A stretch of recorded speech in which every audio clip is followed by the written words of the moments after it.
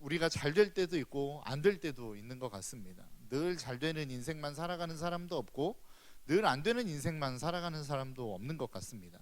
어떤 때는 잘 되어지다가도 또 어떤 상황이 되어지면 그 인생이 또 안 되어지는 상황들을 보게 되어지는 것 같습니다. 그것은 사람뿐만 아니라 기업도 그렇고 국가도 그렇고 이 땅에 존재하고 있는 어떠한 생명체 그리고 단체는 다 그러한 과정들을 거쳐가게 되어지는 것 같습니다.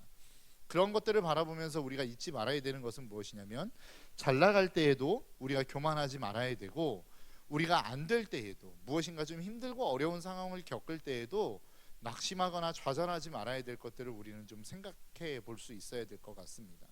여러분 이 땅을 살아가면서 여러분들의 삶 가운데 지금 여러분들이 막 좋은 시기를 살아가고 계십니까? 여러분 그렇다고 너무 교만하거나 자만하지 마십시오. 여러분 혹시라도 지금 힘들고 어려운 상황들을 겪고 계십니까? 그렇다고 해서 여러분들의 마음 가운데 이제 내 인생은 끝인가? 나는 안 되나? 이 정도밖에 안 되나? 이런 생각은 제발 하지 않으셨으면 좋겠습니다.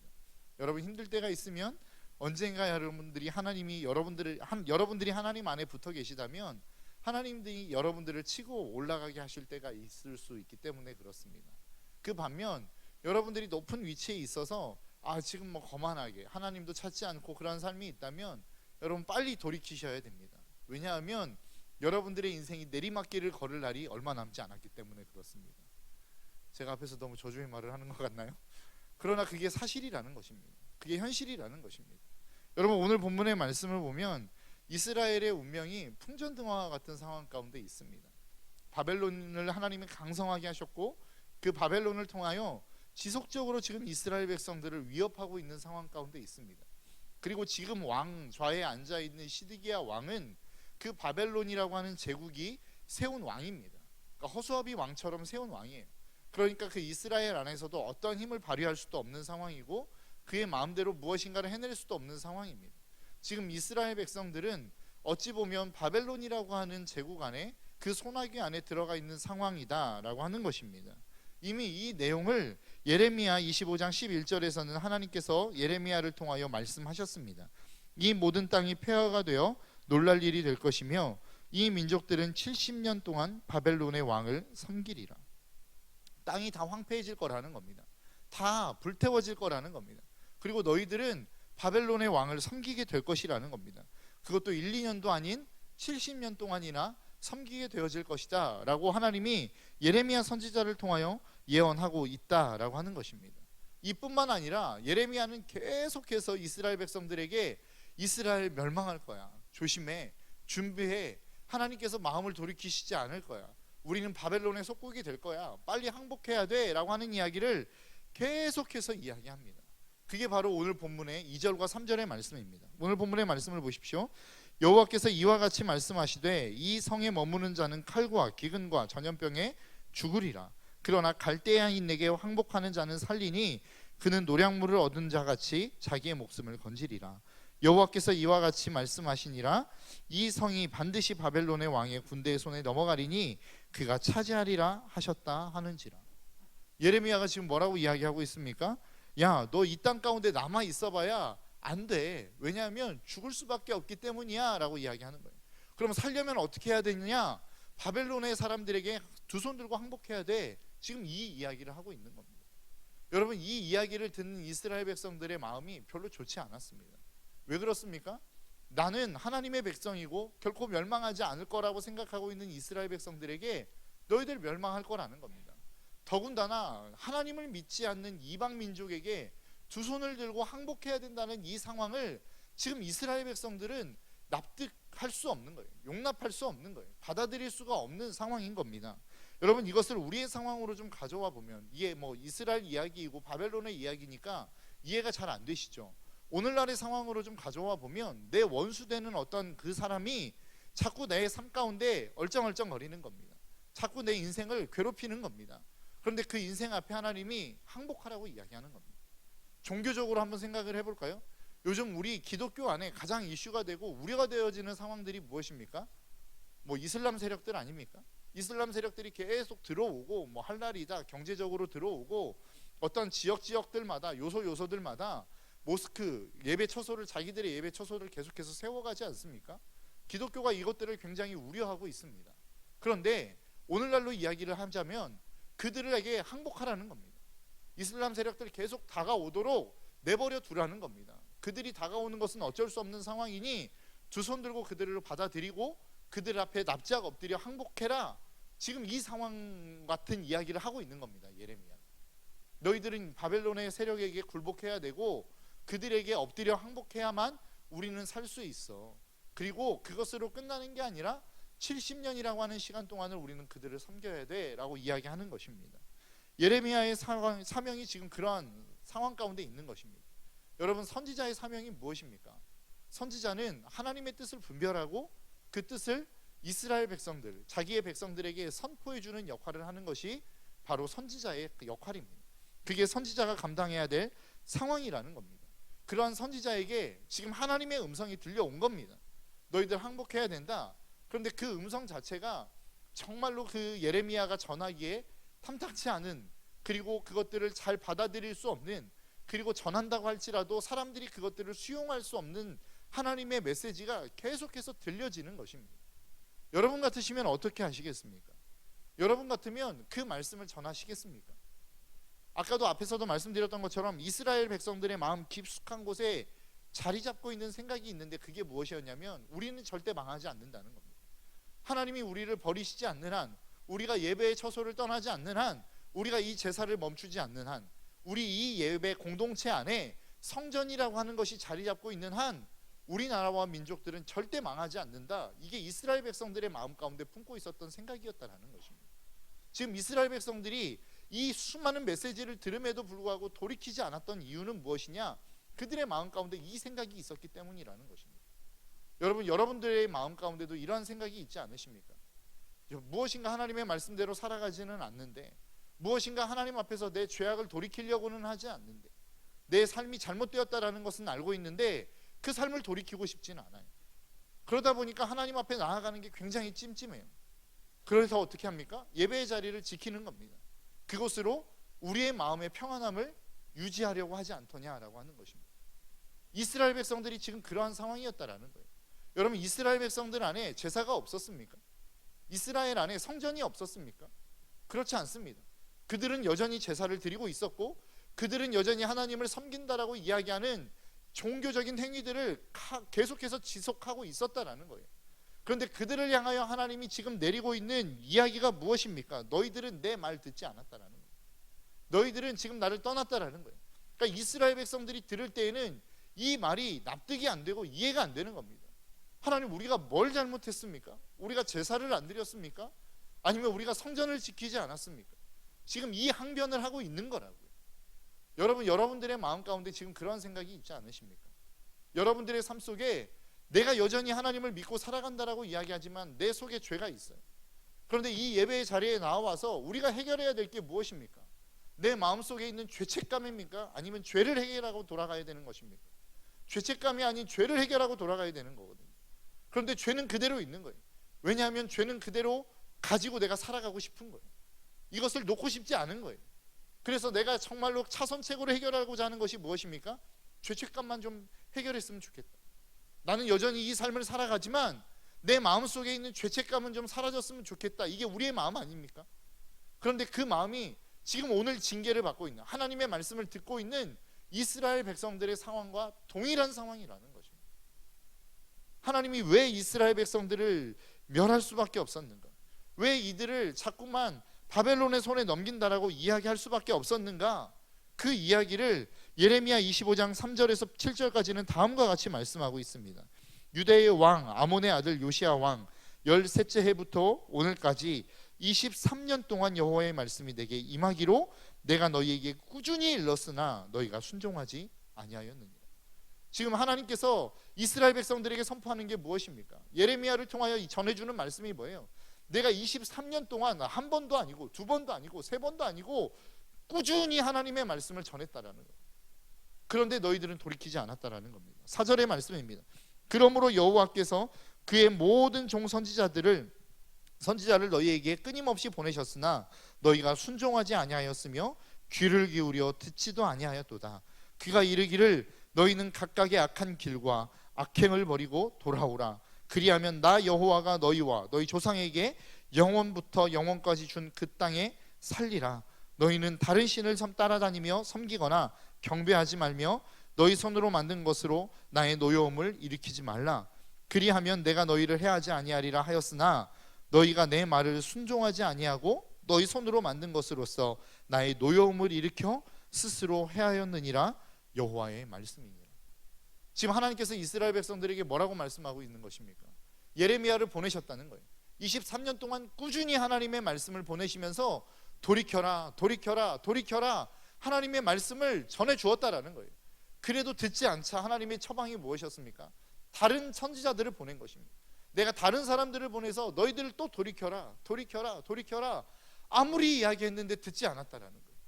오히려 어떻게 했다라는 것입니까? 너희들의 만든 것, 너희들이 손으로 만든 것들을 섬기기 시작했다라는 겁니다. 그것을 성경은 무엇이라고 이야기합니까? 우상이라고 이야기하는 것입니다. 여러분, 우상은 무엇입니까? 내가 만들어 놓은, 인간이 만들어 놓은 그 무엇인가를 추구하며 쫓아가는 그 삶이 우상입니다. 그것이 우상이라고요. 여러분, 지금 여러분들이 추구하는 게 무엇입니까? 여러분들이 따라가고자 하는 게 뭐예요? 그것이 만일 사람이 만들어 놓은 것이라면 그것은 우상이라고 성경은 이야기하고 있는 거예요. 그것을 따라갔다라는 겁니다. 그리고 하나님의 말씀을 저버리고 자꾸만 사람이 만든 그 무엇인가를 추구하며 살아가는 인생을 살았다라는 거예요. 그래서 내가 너희들을 바벨론의 왕에게 그들의 손에 넘길 수밖에 없게 되었다. 이것이 지금 하나님이 이스라엘 백성들에게 들려주는 하나님의 말씀이었다라고 하는 것입니다. 그러면 왜 이스라엘 백성들은 하나님 앞에 돌이키지 않았느냐라고 하는 것입니다. 왜 돌이키지 않았을까요? 그 이유를 예레미야 2장 13절에서는 이렇게 이야기합니다. 내 백성이 두 가지 악을 행하였나니 곧 그들이 생수의 근원이 되는 나를 버린 것과 스스로 웅덩이를 판 그것인데 그것은 그 물을 가두지 못할 터진 웅덩이입니다. 하나님께서 이스라엘 백성들에게 뭐라고 이야기합니까? 내 백성이 두 가지 악을 행했다는 거예요. 첫 번째는 생수의 근원이 된 하나님을 버렸고, 두 번째는 스스로 웅덩이를 판 것이라는 겁니다. 그런데 여러분, 이 두 가지는 따로 떨어져 있는 것이 아니라 한 가지입니다. 왜 우물을 팠습니까? 생수를 버렸기 때문에 우물을 파는 것입니다. 여러분, 우리가 왜 자꾸만 우상을 숭배합니까? 우상을 숭배하는 것은 하나님, 생수의 근원이 된 하나님이 내 안에 없기 때문입니다. 제가 자꾸만 무엇인가 기도의 자리를 지키고 집으로 돌아가면 동일하게 무너지는 저를 보는 거예요. 제가 여러분들에게 수없이 많이 이야기하지 않습니까? 제가 어플로 게임을 별로 안 하는데 게임하는 게 있다고. 뭐라고요? 장기입니다. 장기를 제가 한동안 안 했습니다. 그런데 한동안 안 하면서 했던 일이 무엇인지 아십니까? 페이스북을 보기 시작했어요. 페이스북에 뜨는 동영상들을 보기 시작했어요. 그러니까 이것도 헤어나오지를 못하겠더라고요. 그러니까 무엇인가를 끊었다고 해서 그게 끝난 게 아니라 끊은 그 무엇인가를 또다시 찾는 그러한 일상이 제 삶 가운데 끊임없이 반복되어지는 것을 보게 되었습니다. 여러분도 마찬가지 아닙니까? 예배의 자리를 찾아 나와왔어요. 예배를 드렸어요. 그런데 삶의 자리로 돌아가면 또 다른 것들, 내가 하지 말아야 될 것들을 하는 겁니다. 그래서 이것은 끊어야지라고 끊어내면 또 다른 무엇인가를 하는 대체제가 생기는 거라고요. 여러분, 왜 그러는 줄 아십니까? 우리의 마음 가운데는 빈 공간이 있기 때문에 그렇습니다. 자꾸만 우리가 무엇인가를 추구하고 죄를 짓는 이유가 무엇인 줄 아십니까? 우리의 마음 속에는 무엇인가로 채워져야 되는 빈 공간이 있다고요. 여러분, 우리가 이 땅을 살아가는 모든 공간들은 무엇인가로 다 채워져 있습니다. 어떠한 공터가 있다라고 생각하지만, 이 공간이 있다라고 생각하지만 이 공간조차도 무엇으로 채워져 있습니까? 공기로 채워져 있는 거예요. 그러니까 누군가가 일부러 어떠한 진공 상태를 만들지 않는 이상 이 세상에 존재하는 모든 공간들은 그 무엇인가로 채워져 있다고요. 우리의 마음이 그렇다라는 겁니다.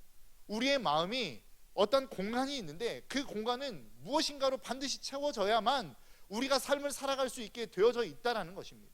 우리의 인생이 그런 모습으로 창조되어져 있다라는 거예요. 그런데 원래 그 공간은 무엇으로 채워지게끔 창조되어졌습니까? 하나님으로 채워지게끔 창조되어져 있는 겁니다. 그런데 그 하나님이 내 마음 가운데 빠져나가 버리니까 자꾸만 다른 것으로 채우려고 하는 거예요. 그것을 우리는 무엇이라고 이야기합니까? 죄라고 이야기하는 겁니다.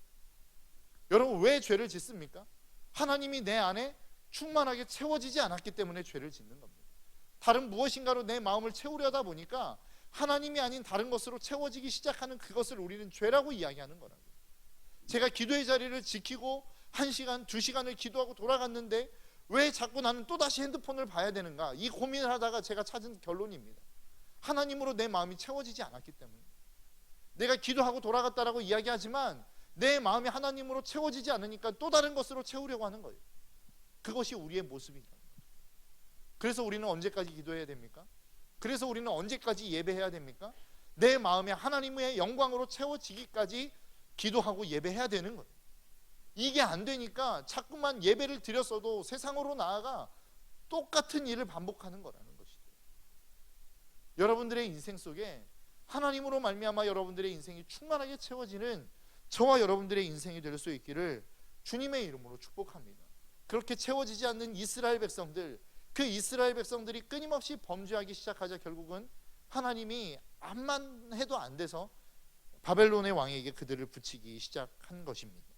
그렇다면 왜 이스라엘 백성들은 하나님의 말씀을 듣지 않았는가라고 하는 겁니다. 왜 하나님의 음성을 듣지 않고 그렇게 돌이키라고 이야기하는 하나님의 음성 앞에 그들은 순종하지 않았는가라고 하는 것입니다. 그것은 바로 아직까지는 오늘 본문의 이야기처럼 제목처럼 지금은 아직입니다. 지금은 아직 내가 누릴 수 있는 그 무엇이 남아있기 때문입니다. 지금은 아직 내가 가질 수 있는 권력이 남아있기 때문에 그렇습니다.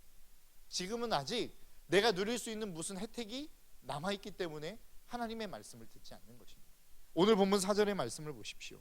이에 그 고관들이 왕께 아뢰되 이 사람이 백성의 평안을 구하지 아니하고 재난을 구하오니 청하건대 이 사람을 죽이소서.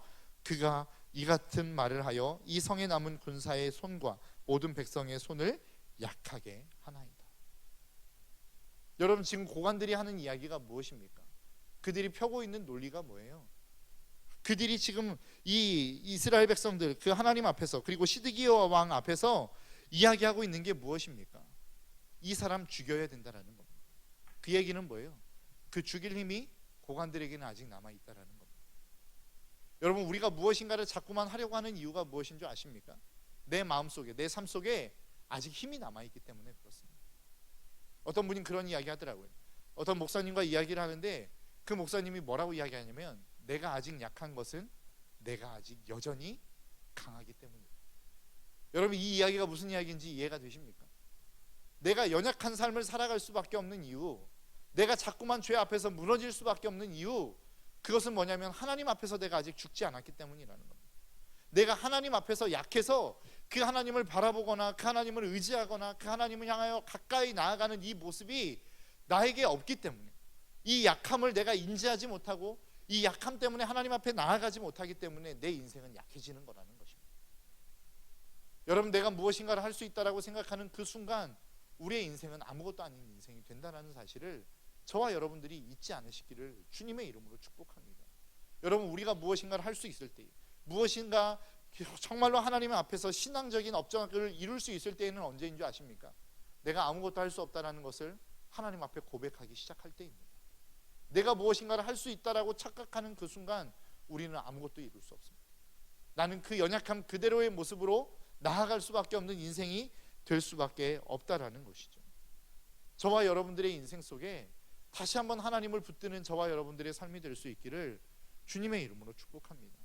여러분, 우리가 하나님을 의지할 수 없는 이유, 그것은 지금은 아직 내가 무엇인가를 할 수 있는 힘이 남아있기 때문에 그렇습니다.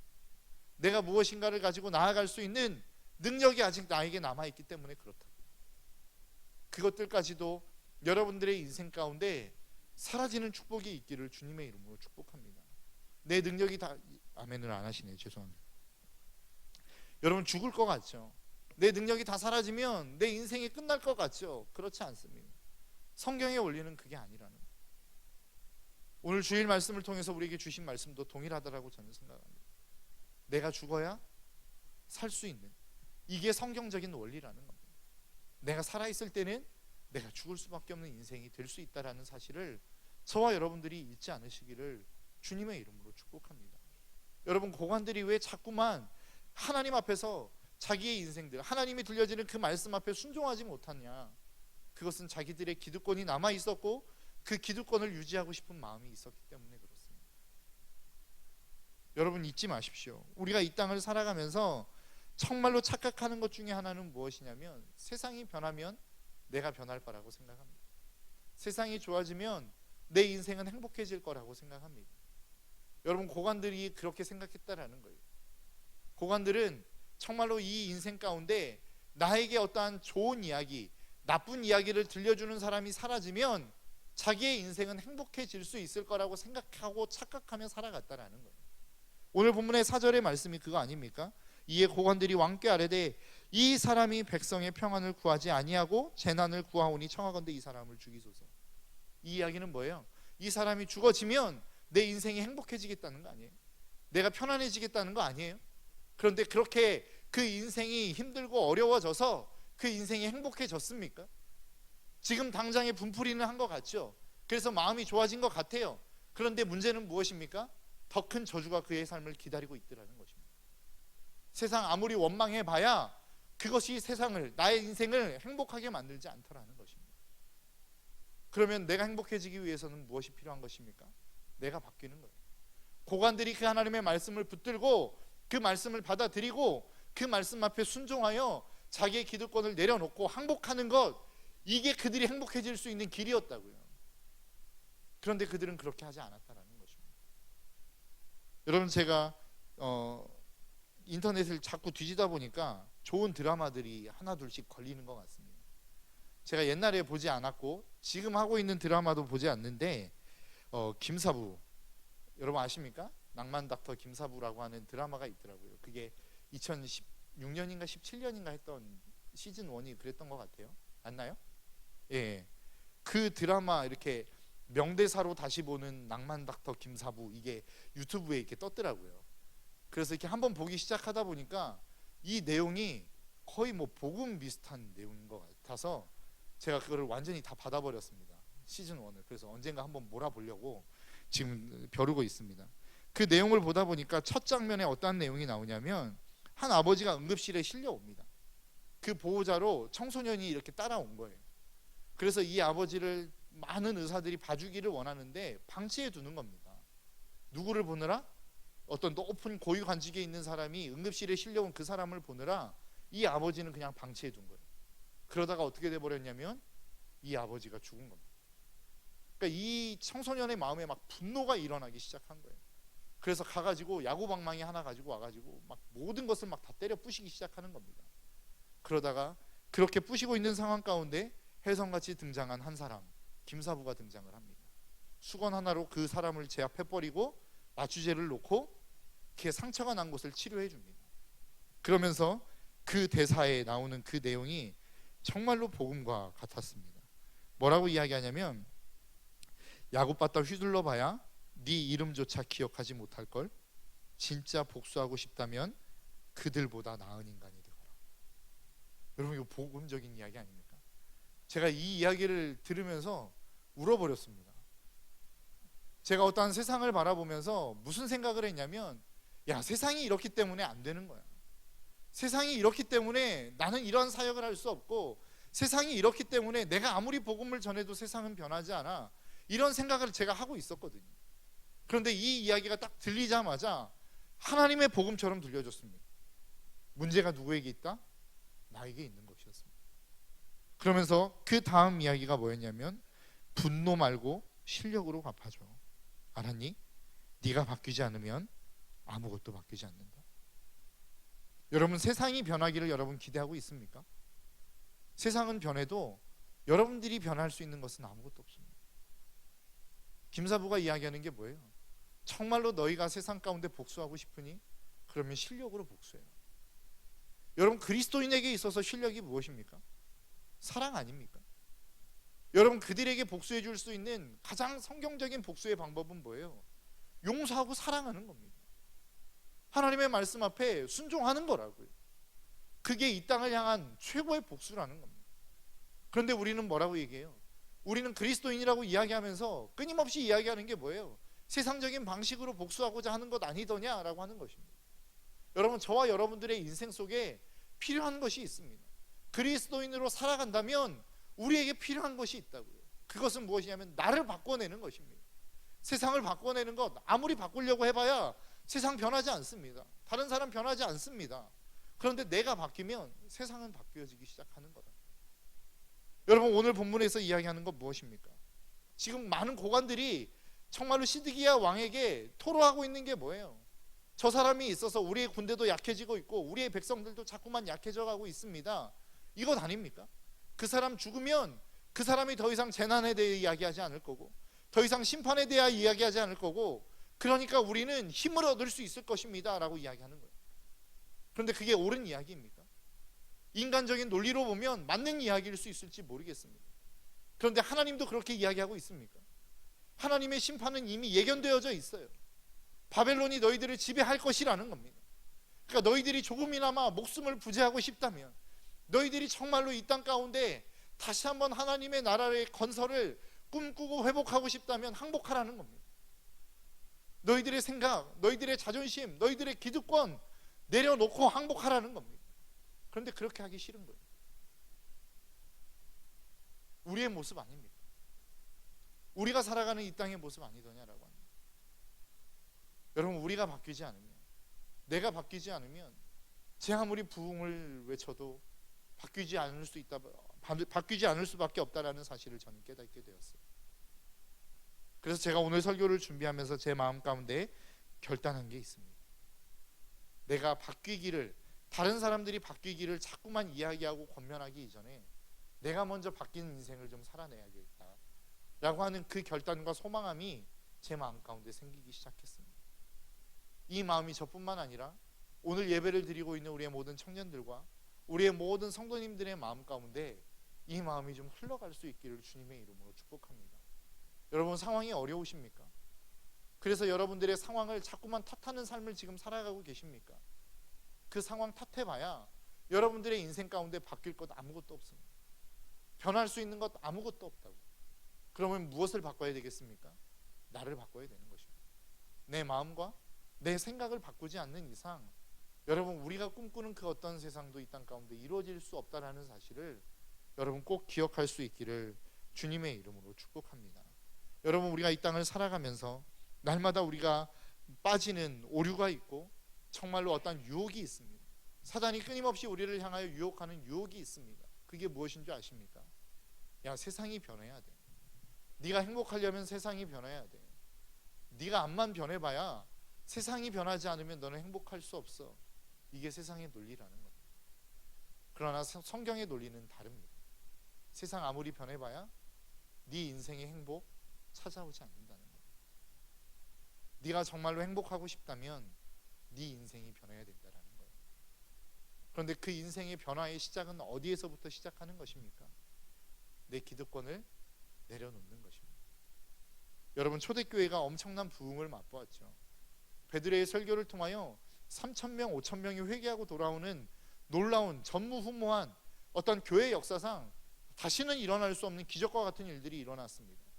그리고 난 다음에 그것으로 끝난 게 아니라 모인 사람들이 자기의 물건을 통용하여 쓰기 시작했습니다. 자기의 전 재산을 갖다 바치고 그것으로 모든 사람들이 나누어 쓰는 일들이 일어나기 시작했어요. 그래서 정말로 아름다운 공동체다, 이 공동체는 아무런 문제가 없는 공동체겠구나라고 생각할 때쯤 문제가 생기기 시작했습니다. 어떤 문제요? 헬라 과부들이 구제에 날마다 빠지기 시작하는 거예요. 히브리 과부들은 계속해서 그 어떠한 혜택을 보는데 헬라파 과부들은 자꾸만 구제에서 빠지기 시작하는 겁니다. 그래서 사람들이 항의하기 시작했어요. 야, 왜 자꾸만 히브리 과부들은 잘 챙겨주면서 헬라 과부들은 챙겨주지 않느냐라고 이야기할 때 사도들이 내린 결론이 무엇이었습니까? 우리가 이렇게 하나님의 말씀을 전하고 기도하는 일을 제껴두고 우리가 다른 일을 하는 게 마땅치 않다. 그래서 7집사를 세웁니다. 7집사를 세우는데 그 7집사의 이름을 보면 다 어떤 식의 이름이냐면 헬라식의 이름입니다. 그러니까 히브리식의 사람들을 그 자리에 아무도 앉히지 않았다는 거예요. 구제의 문제가 생겼어요. 그래서 그 구제의 문제를 해결하기 위해서 7집사를 세웠는데 그 7집사를 누구를 세웠냐면 기득권층이 아닌 사람들을 세웠다고요. 모두를 다. 내 자리는, 4명의 자리는 우리가 선택할 것이니까 너희들은 3자리만 차지해. 이게 아니라 7자리 모두 헬라 니들이 다 해. 이 모든 재물의 관리 니들이 다 해. 우리가 너희들에게 위임할게. 이제는 우리는 너희들의 손에 맡긴다. 이게 그들의 문제를 해결해가는 방식이었다고. 오늘 주일의 말씀도 그것 아니었습니까? 롯과 아브라함이 문제가 생겼어요. 갈등이 생겼어요. 그래서 그 문제를 해결하는 방식이 무엇이었습니까? 선택권을 롯에게 넘겨준 거예요. 힘없는 사람에게 결정권을 준 거라고요. 여러분, 우리의 삶 가운데 문제가 있습니다.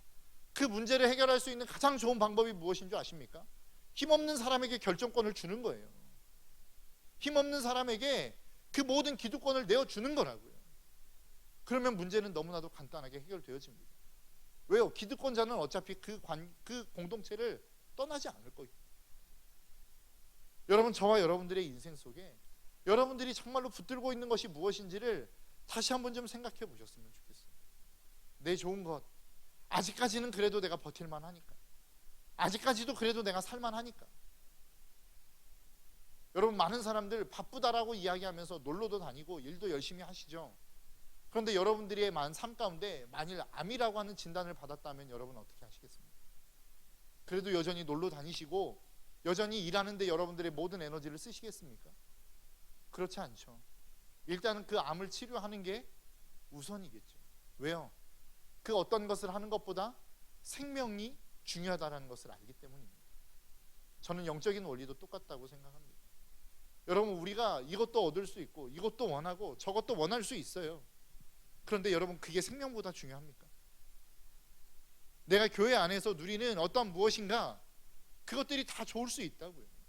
섬김을 받는 것도 좋을 수 있고, 정말로 내가 이 땅 가운데서 이 교회 안에서 정말 하나님으로 말미암아 받을 수 있는 혜택이 좋은 것 많이 있을 수 있으면 좋죠. 그런데 그게 내 영혼이 사는 것보다 중요하다냐라고 하는 거예요. 내 영혼이 사는 것보다 중요하지 않으면 우리가 내려놓을 수 있어야 되는 것 아닙니까? 그런데 왜 못 내려놓습니까? 아직 살만하거든요. 아직은 버틸만 하거든요. 아직은 괜찮거든요. 여러분, 얼마 남지 않았습니다.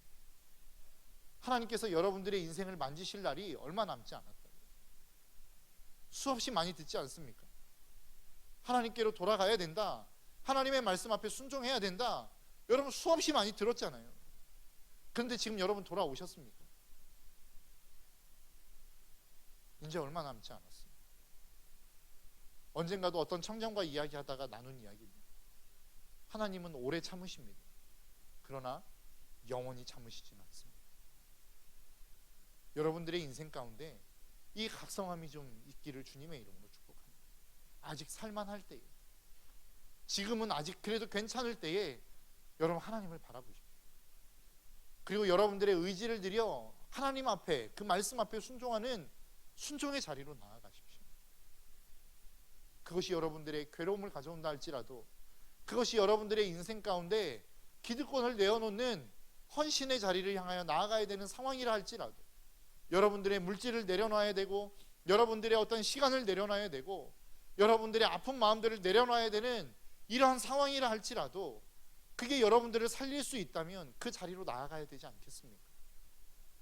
여러분들의 인생 가운데 여러분들의 삶의 주인이 된 것은 무엇입니까?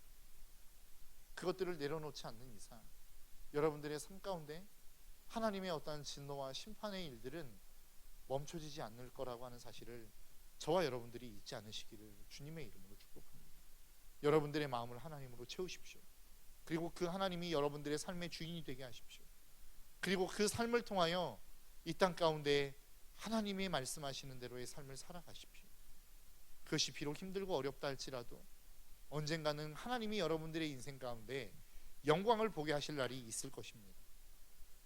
우리는 그것을 기대하며 나아가는 사람들입니다.